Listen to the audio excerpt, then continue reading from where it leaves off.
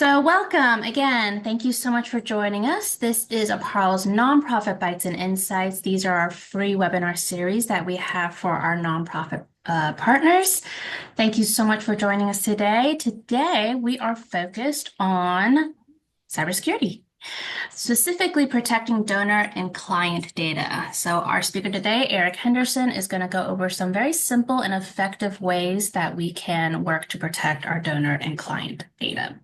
Now, before I turn it over to them, a few housekeeping details. I am recording this session. This session will be shared, uploaded to our YouTube channel as well as our blog. But all of you attending live today will receive a follow-up email from me. It'll include the direct link to the recording that you can share with others. It will also include the slide deck and other resources we might talk about today. Q&A and chat box are available for you to use. Feel free to drop in your questions at any time throughout our call today. Really quickly, for those of you who might be new to Apparo is a nonprofit. We are based in Charlotte, North Carolina. And what we do is we help other nonprofits with any of their technology or business process needs and challenges. We do that connecting nonprofits not only to our in-house expertise, but also to skilled volunteers and corporations in the community. We do offer a wide range of services to help meet the needs of the nonprofits. I won't go through all of it today, but if you'd like to learn more and access any of our services, or even just to hop on a call, see what's going on, see how we can support, we are more than happy to do that. The best way to do it is to go to our website at appar.org to learn more. Finally, if you aren't already, please consider subscribing to our email list to stay updated on all of our programming. And that is it for me. I'm going to go ahead and stop sharing my screen and turn it over to Eric. All righty. Just 1 second.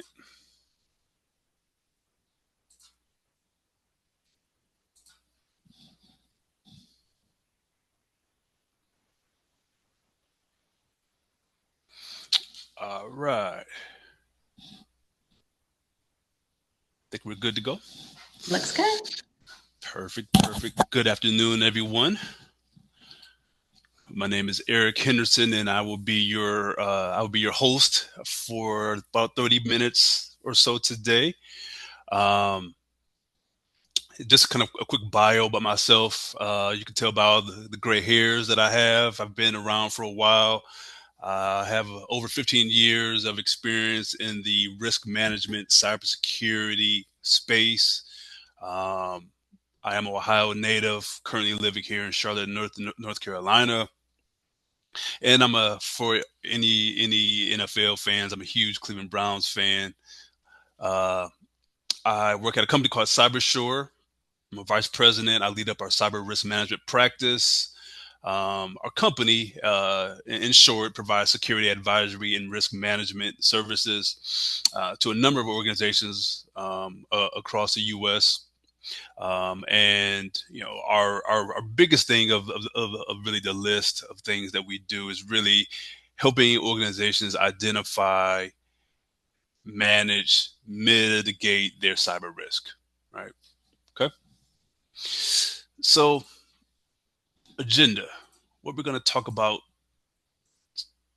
today, we're going to explore how nonprofit organizations like yours can protect sensitive donor information and other data.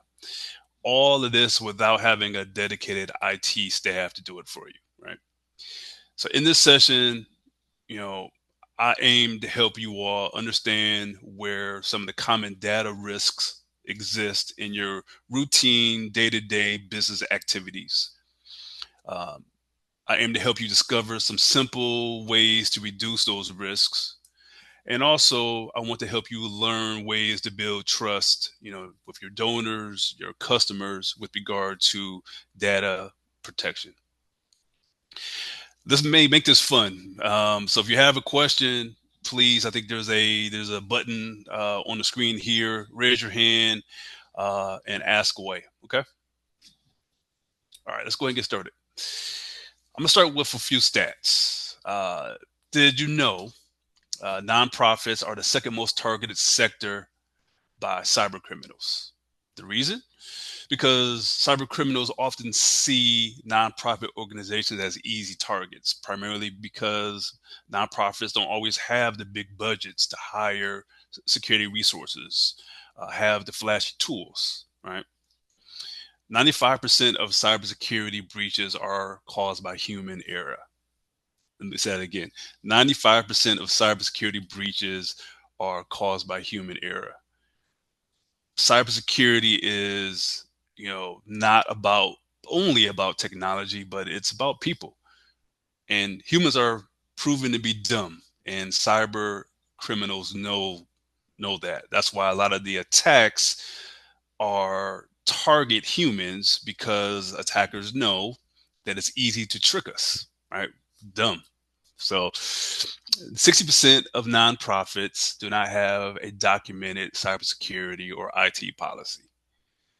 That oftentimes leads to staff being unprepared or not knowing how to respond to common cyber threats like phishing, phishing emails, things of that nature, ransomware attacks. And lastly, over 75% of nonprofits store, handle some sort of sensitive data, but only 40% of them actually use encryption to protect that data. That creates a major risk to that sensitive data that you are responsible to hold. Right. So let's set the stage. You all, working at nonprofits, manage, handle, store all types of sensitive data day over day. That data can be donor names, donor addresses, emails, social security numbers, dates of birth, confidential staff, counselor notes, payroll information, background check results, and much, much more, right? Many of you use tools like Excel, Dropbox, personal laptops. Not only your work laptops, but personal laptops, especially for those of us who work from home. Use all these different tools to transmit, manage, handle this data. These tools are convenient, but they can cause risk if they're not properly secured, right? And we all know that cyber attackers are using threats, launching threats and attacks to try to get to that data. They want that data, they want to take it, they want to sell it, they want to expose it, etc. Right. So these data breaches or these attacks can cause damage your trust to your donors, to the public, to your clients, impact funding. They can trigger some legal compliance issues with regards to regulatory requirements, your cyber insurance requirements, and unfortunately, they can end your business, right? And so we want to do what we can to minimize the risk of these things occurring, right?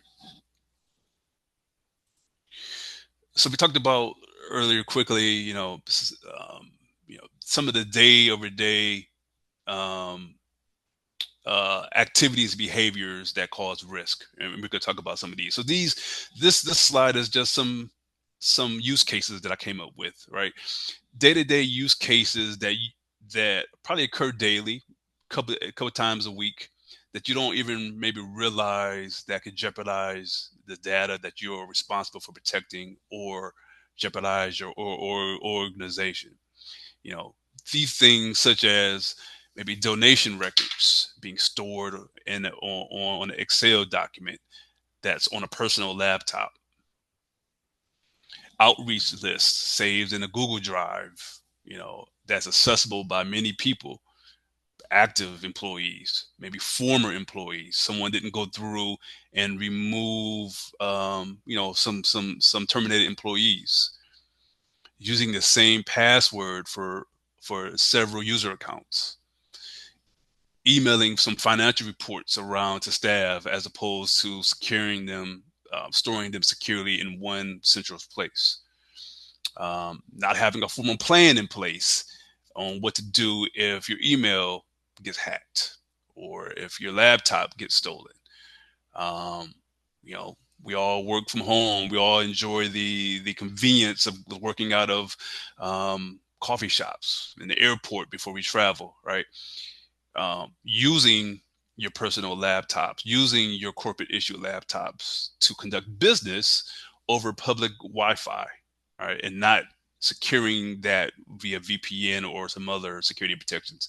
Again, these are just some random examples, but again, these are day-to-day or behaviors, tasks that we are all doing to serve your organization, serve your customers, that are oftentimes causing, putting your organization in data at harm. All right. So if I took those examples and categorized them into, I'll say, themes, all right, these would be kind of the five common themes with regard to risk uh, in the nonprofit space, right? Using unprotected devices, again, corporate issue laptops, personal phones, tablets, etc., unsecured files and folders, weak or reused passwords, limited employee security awareness about common key security matters and topics, missing or inadequate security policies. Right, these would be the kind of the five themes, and we'll talk about these going forward. So again, we're gonna talk about each of these themes. We're gonna take a closer look, and talk about the risks of each, and more importantly, how you can manage those risks. Okay, but first, before we dig into it, I got a poll question. So if you could take a minute or so to answer this question. The question is, what should you do if you're at work and you click a suspicious link in an email? If you can click the best answer, I'd appreciate that. Answers coming through. I'll give it another few seconds. Okay.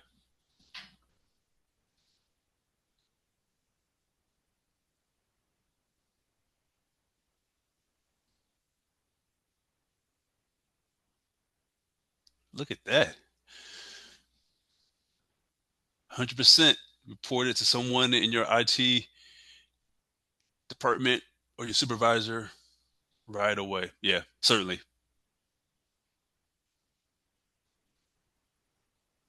Yeah. You don't want to, the last thing you want to do is inadvertently click something and just ignore it and hope that what you clicked doesn't have bad results. Um, we certainly will want that to be the case, but in the case that it isn't, we certainly want to involve the right people, so they can do some due diligence on their end, investigate, prepare, you know, etc. So reporting it is a CYA certainly, and it's definitely the right thing to do.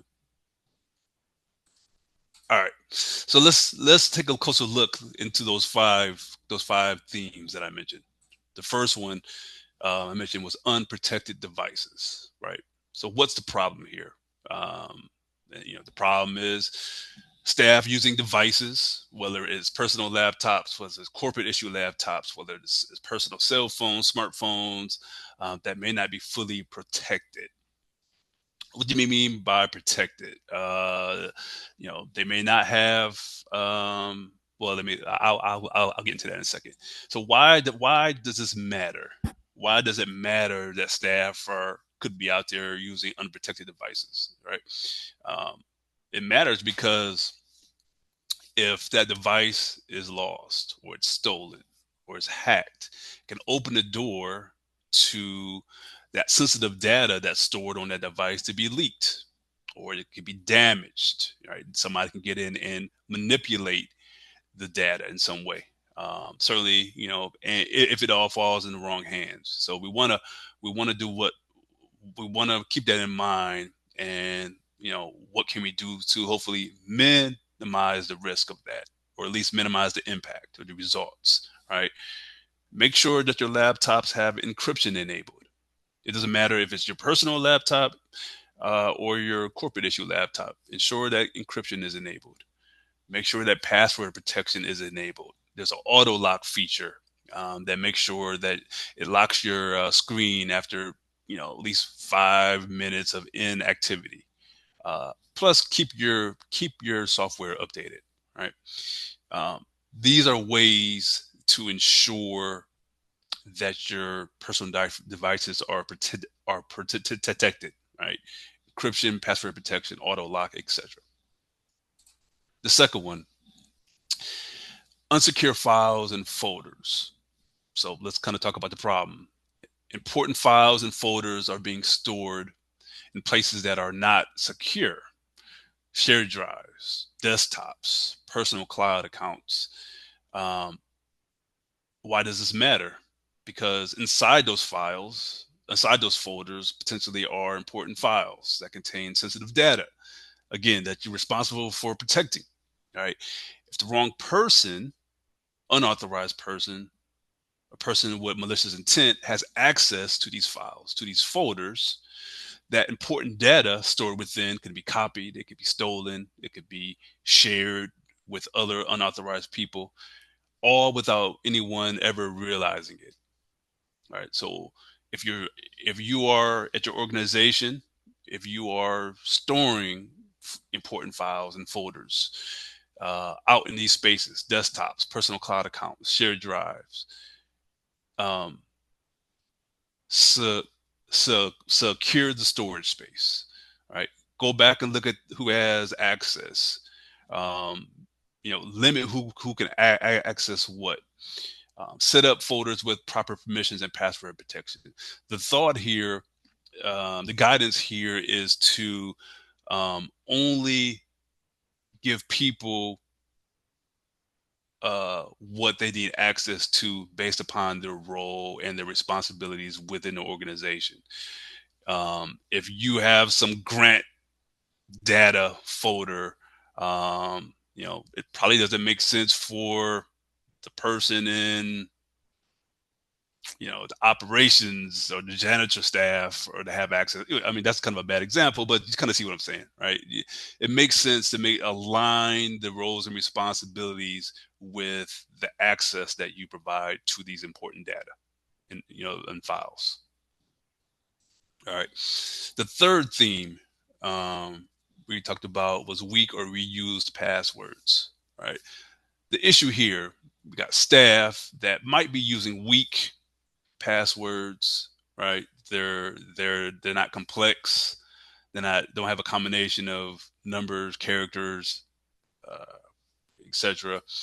Or they're reusing passwords across multiple systems. Office 365, use that same password to get into QuickBooks. Use that same password also to get into Sage or your other donor system. Right? That's not good. Right? Because if a bad actor, a bad guy, figures out that password, they can access each of those systems. Right? Putting all that data, sensitive data, at a risk. So, what to do? First and foremost, if your organization does not have one, you need a policy. The IT policy should define the expectations with regard to your passwords. All right. That policy should say, at minimum, every password for this system or you're using to log into our systems should be at least 10 characters, 12 characters. It should be complex. It should contain a number, a password, a special character. You can't reuse the password, more than once over a course of a year.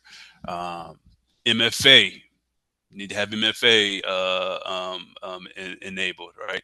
So have that password policy first and foremost, and then that allows your staff to have a guide on how they should create their passwords for each system.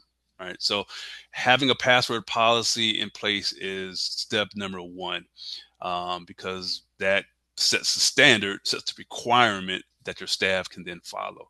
Without that policy, you're allowing your staff to kind of each individually make up their own password requirements. And then you have inconsistency leading to weak passwords or people using the same password for different systems, right? So get a policy in place, please. Before I move on, got another poll question really quickly. We've been talking. I just talk about passwords, so I'm curious to know, and you got to be honest. How often do you change your passwords?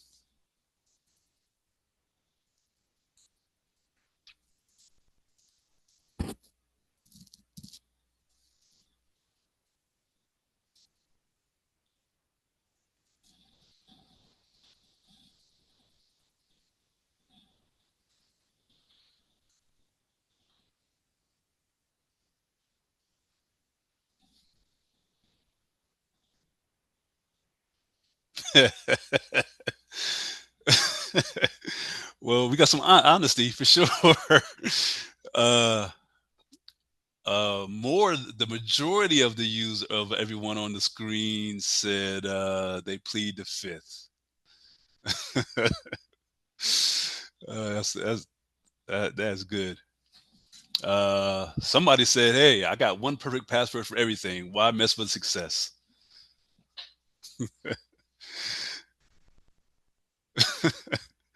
I appreciate the honesty and transparency. Certainly, certainly the preferred answer would be D. I try to update them regularly using a different one each time. Um, you know, I try that too, but sometimes life gets in the way and you got to take a shortcut. All right. So I'm not going to sit here and preach and say that, hey, I'm perfect and I got one different password for all my accounts. Nah, I would be lying to you. I am just as guilty at times as you are all as well.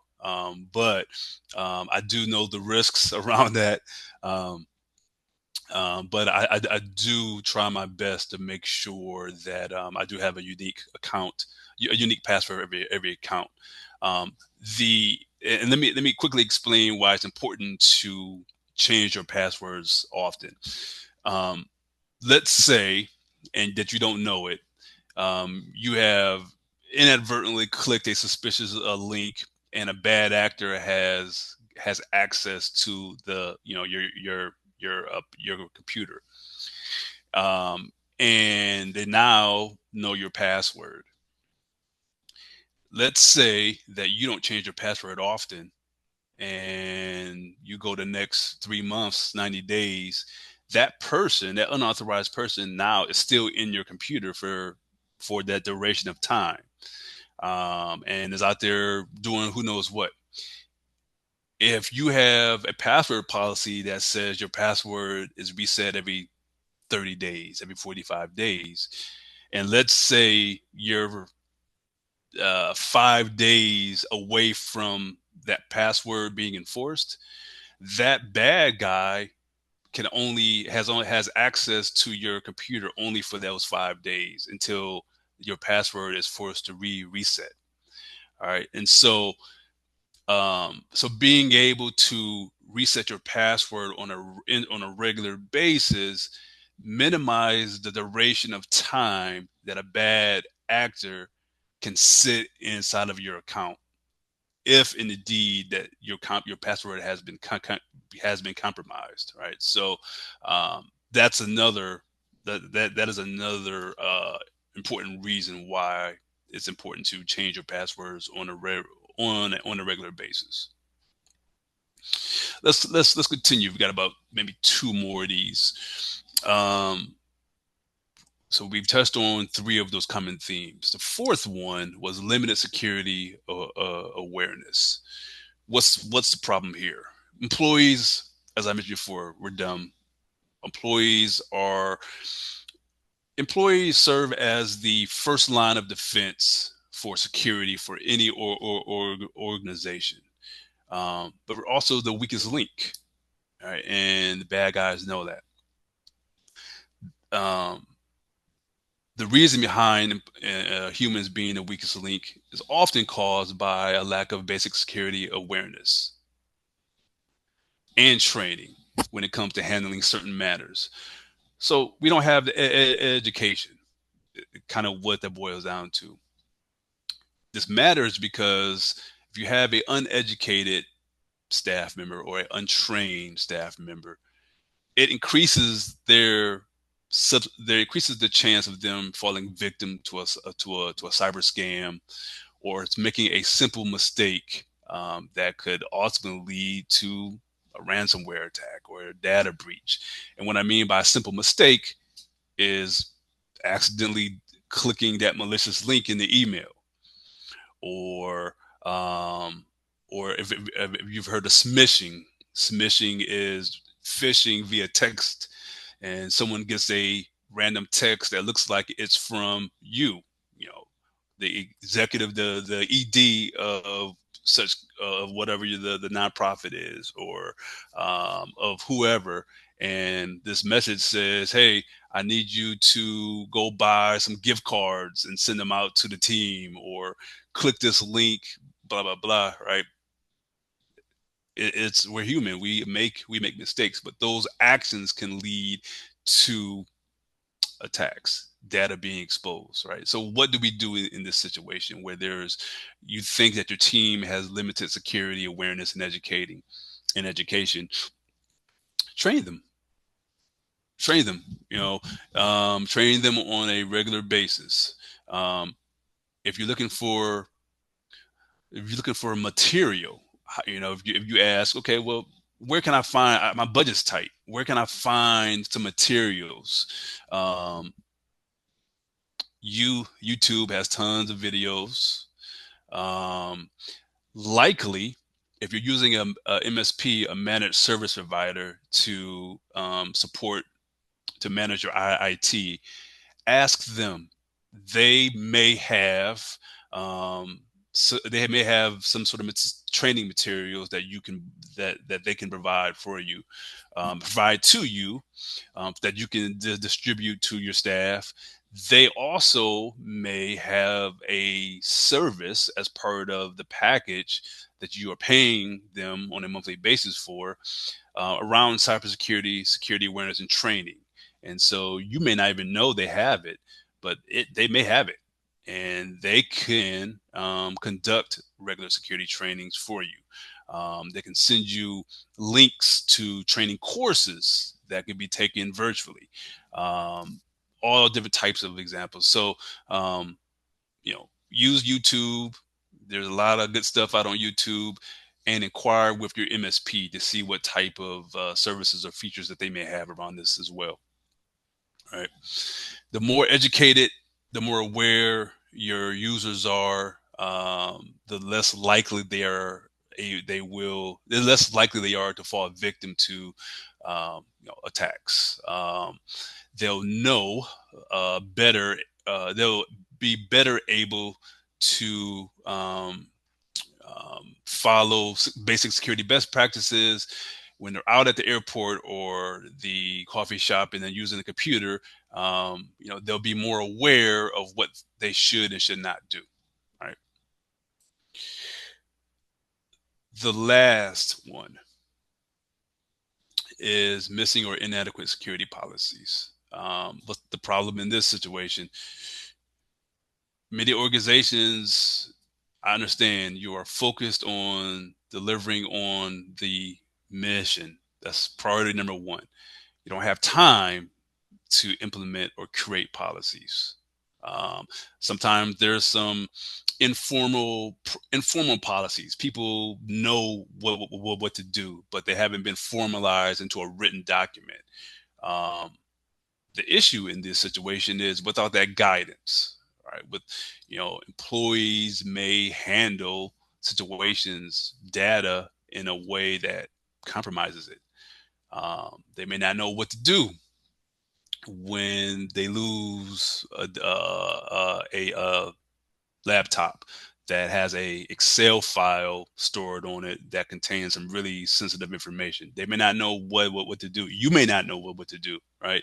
So having a policy that outlines step by step what to do in these situations. It outlines expectations around certain things will go a long ways. Right. So create those easy to follow policies on topics like password use. We talked about that before. Incident reporting. Right. They lose the laptop. Um, a hacker sends a security a phishing email and someone um, sees it but doesn't know what to do with it. Have a policy that says, hey, this is who you report it to. This is the actions that you need to take, etc. Right. So this kind of goes policies and the last slide around security awareness go hand in hand. But policy is another tool along with training to increase security awareness. Right. Okay.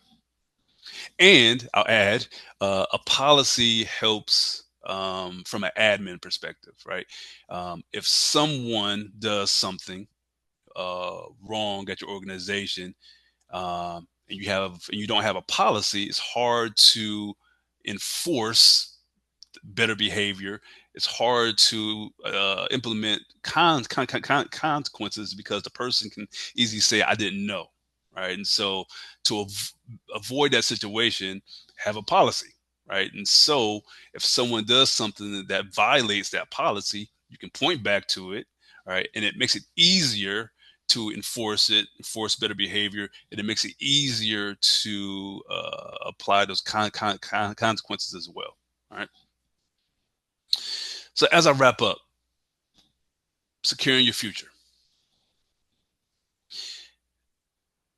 We're all busy in our day-to-day routines, but here are some habits that you can start to um, implement to make your workplace even more secure, and implement and start to establish stronger practices and processes around your organization that again are meant to protect your organization and protect the data, the sensitive data that each of you are responsible for protecting, and as you manage it throughout the day.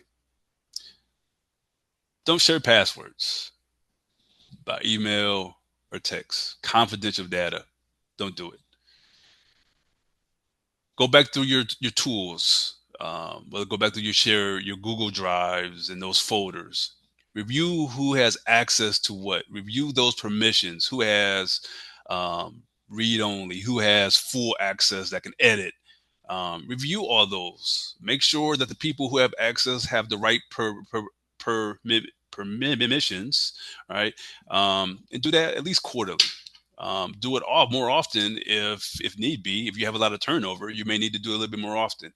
But if you are, you staff levels are staying kind of routine, quarterly should be once, should be enough. Make sure that um, as people leave your organizations, again, you're keeping that in mind throughout your review process so you can make sure that you're removing permissions, removing access, or if people are changing roles, you can modify their permissions accordingly.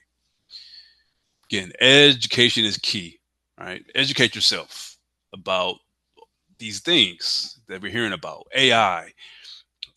Educate yourself on what the risks of using AI is. Chat GPT and all those things. If you're allowing your staff to utilize these cool and amazing tools, understand the risks that are being that use of these tools are posing to your organization. Educate yourself about phishing and all the other cyber scams that we hear about. Make sure you lock your screen when you're away from your desk. It doesn't matter if you're working from home. Doesn't matter if you're working in from the office. Lock your screen. Keep your software and the systems updated. Right. Um, you know, I think I can't remember. Was Apple? Maybe Apple alerted everyone that there was a 0 day vulnerability, either in their OS or their phone or something. Um, and it was on us as Apple users to make sure that we updated our phone with the patch meant to address that vulnerability, right? So think about when you're asking yourself, why is it so important to keep software and things updated? Primarily is that. All right, there's other operational things that they roll out to make the tools work better. They look better, they're fancier, etc. But from a security perspective, the importance of those updates is to address or fix vulnerabilities that those vendors are aware of. Store files in central protected locations. Google Drive, OneDrive is fine. Not necessarily on laptops, but in a central location that could be protected, and access to those things can be managed better. And regularly back up your data. Um, you know, whether to an external drive, to a cloud tool, Backblaze, Dropbox are free tools that you can use that allows you to control access to them as well.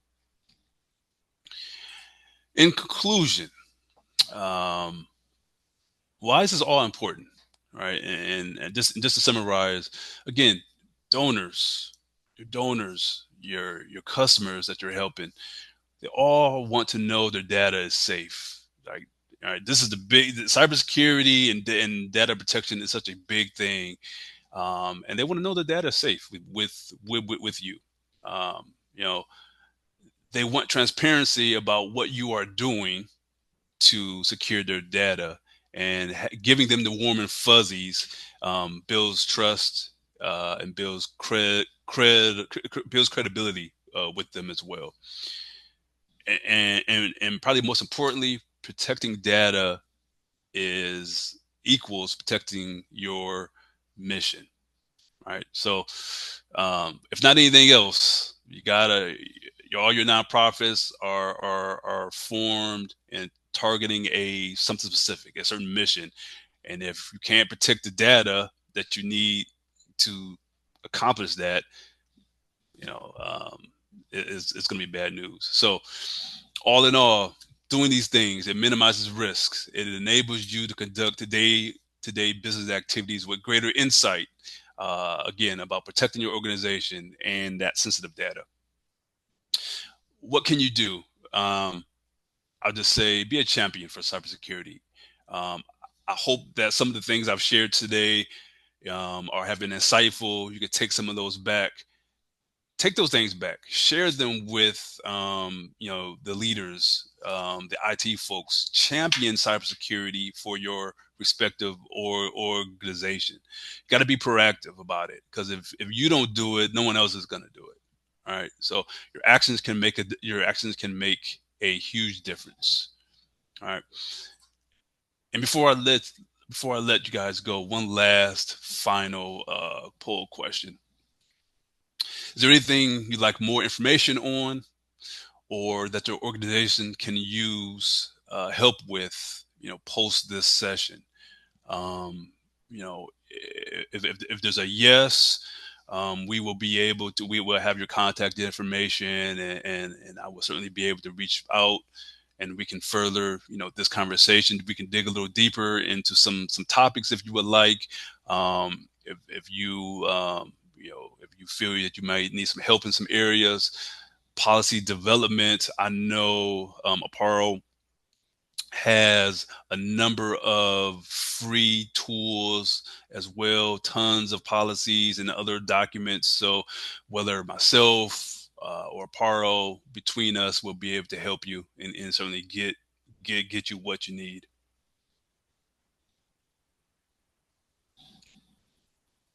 I'll give it a couple more seconds for people to answer, and Sure. I will end the poll, and you and I can reconnect after. Okay.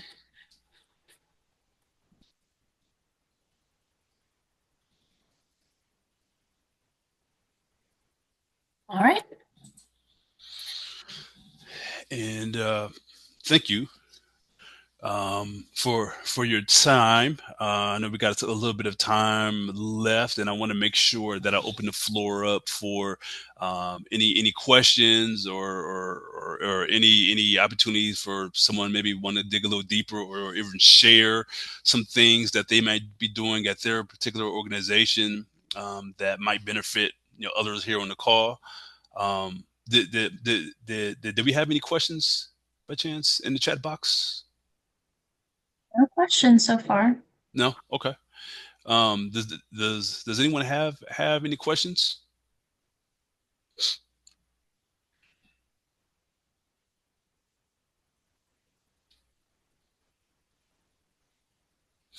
Are password protected Excel documents safe? Good question. Um, how should I say this? It's not foolproof, but um, it helps. It certainly helps. Um, it will help make sure that the content of that data, God's content of that file is certainly protected. I think more importantly, what's really helpful is making sure that the password you use is strong. It's has all it's long. It has numbers, characters, and all those things. And probably more importantly, only the right people know that password. Right. That's really the thing that people don't really keep in mind. They just give that password to everybody, etc. So keeping that password limited to only those who know it, and I'm sorry, keeping that password limited to those only who need it and need access to that data is really the important thing. But yes, password protecting Excel documents is very helpful.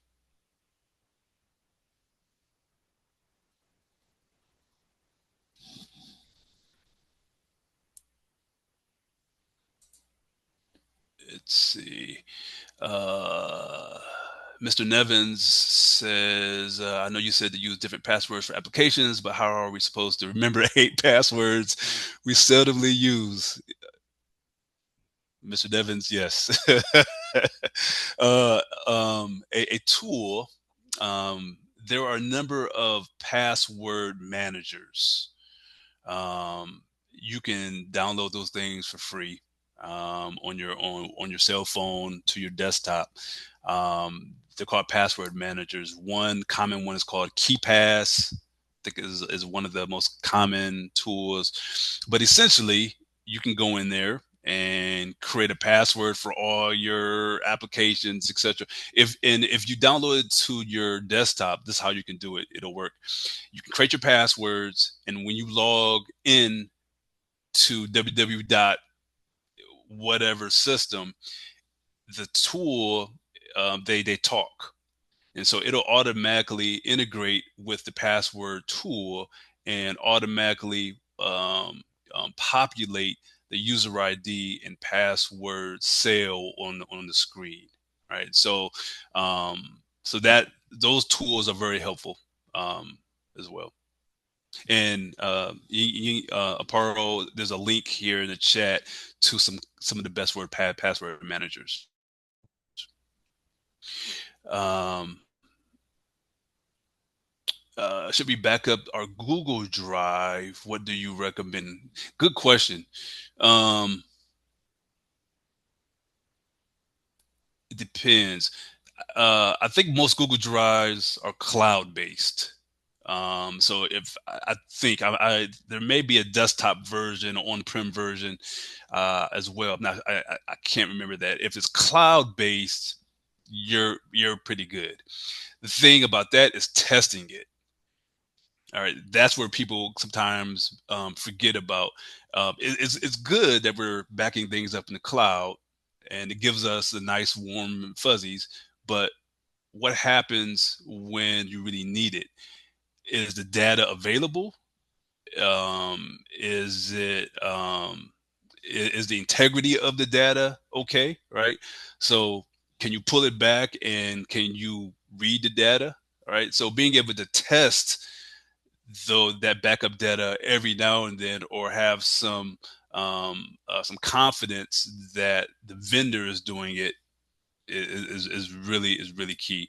If it's not a cloud based tool and it's kind of on your desktop, then yeah, I certainly it is a common, it is good practice to certainly back up that drive as often as you need. Um, I think there was a question up there. What are some of your favorite ways to stay informed on the emerging security topics, newsletters, podcasts, etc.? Great question. Some of my favorite ways are podcasts. I like to work out. I like to go to the gym, and a couple of times a week when I'm on the treadmill, etc., I'm listening to a podcast related to cybersecurity. There's a lot of great podcasts out there related to cybersecurity, hosted by cybersecurity experts, practitioners, etc. And oftentimes it's a good 15, 20-minute listen on, hey, here's what's coming down the pike. Here's some good best practice to remember, etc. So podcasts are really good. Um, and and books. There's I don't read as much as I should, but there's a couple books.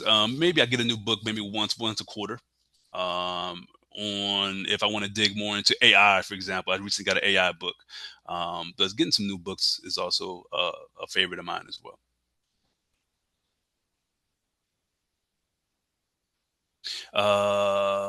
Miss Reagan, if we have a third party hosting, storing our data like Salesforce or maybe a smaller company, what should we be looking for in their security policies to make sure our data is secure? Great question. I just I was talking to a client about this other day. What I mean by this is keeping your third parties accountable. How do you get comfort that they have the right security policies and they are adhering to their own security policies, making sure that the data that they are storing for you remains protected and secure. Um, Ms. Reagan, I would say there's one thing that I would start off with. Most of these third parties, like a Salesforce or someone's maybe like a hosting your data, ask for a SOC 2 report. These companies, they're not required to, but as a way to demonstrate their commitment to security, they oftentimes have a third party like a Deloitte or a KPMG, et cetera, come in and they perform what is called a SOC 2 attestation. And the results of that is a report that that third party can choose to publicize on a website. They typically don't, or they can share it upon request of a customer. And that SOC 2 report um, evaluates them against a long list of security requirements. It's a framework, and the report then gives you the output of that the assessment, and those is many areas: access control, disaster recovery, business continuity. There's a host of areas that they're evaluated on, and the third party who creates the assessment opines on the results of the test. They get a clean report or a bad report, unqualified or a qualified report. All right. And so as part of these third parties sales pitch, they oftentimes say, hey, we have a SOC 2, it has no exceptions, etc. That is one way that you can get clarity on if that third party has all the right measures, protocols in place, including policies, and whether they are whether they've adopted, established the right policies, and they are following those policies. Asking for a SOC 2 report Again, they may not have it on the online anywhere that you can go out and download it. They may. Sometimes they have client portals that have access to these things, but I certainly would ask about a SOC 2 report. And also in their contract, I would be looking to make sure things like right to audit clauses. Many of them won't allow you to come in and audit yourself, but they will sometimes be willing to participate um, if you ask a third party to come in and do an audit. They won't allow you, your not you won't, they won't allow your IT staff at your organization to do an audit on them, but they'll allow potentially a third party that you hire at your own cost to come in. So making sure there's a right to audit clause in your policies. Um, um, Making sure that there's a language in there that holds them accountable for things. Making sure make sure there's language in there that says we have the right policies in place. We have a business continuity plan. We have this or that, right? So I certainly would kind of keep those things in mind as you are, onboarding new partners or going through your existing relationship with existing partners.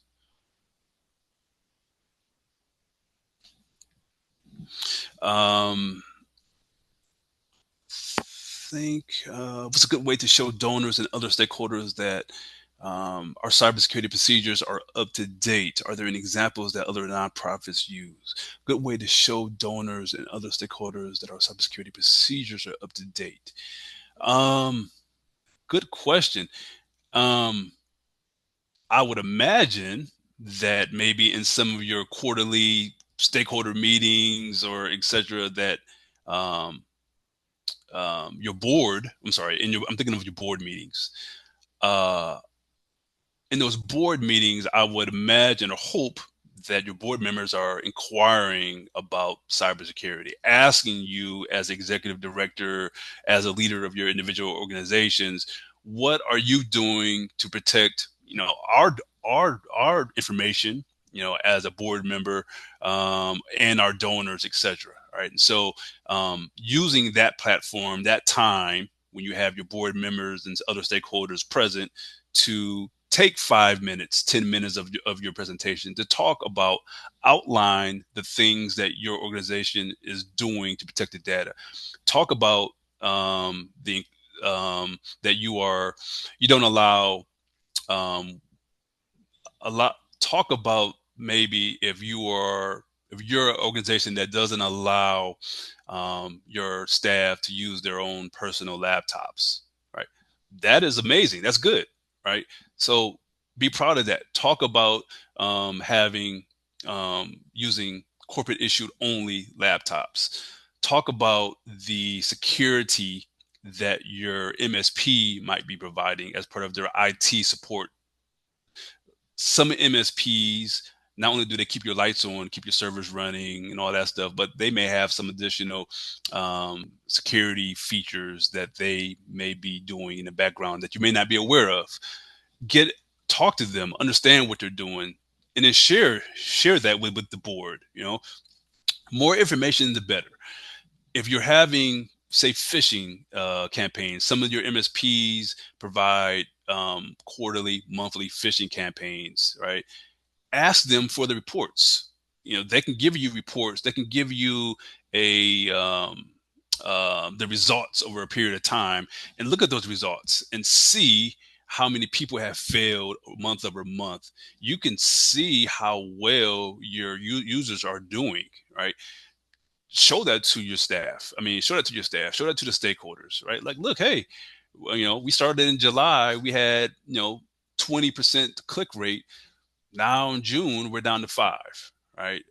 Or maybe the story is we have consistently been 20% click rate for over the past 6 months. We need your support in getting more money to educate or bring someone in, a fractional CISO that can help kind of build out a plan for us, et cetera. Right. So don't be afraid to show the bad laundry as well. Um, So I hope that helps. So yeah, Sentinel One is a good tool. I think Sentinel One is for antivirus protection. And so, yeah, don't be shy and to talk about and highlight some of the tools and some of the things that whether you're doing internally or that your MSP is doing for you. And one thing I was talking about MSPs, be cautious. Don't be afraid to inquire more of your MSP. And what I mean by that is I've found that many MSPs have a lot of clients, right? And, 20, 30, 40, 50, whatever, and they may have limited resources. And they just may be treating you just like any other company. As part of that, I found that MSPs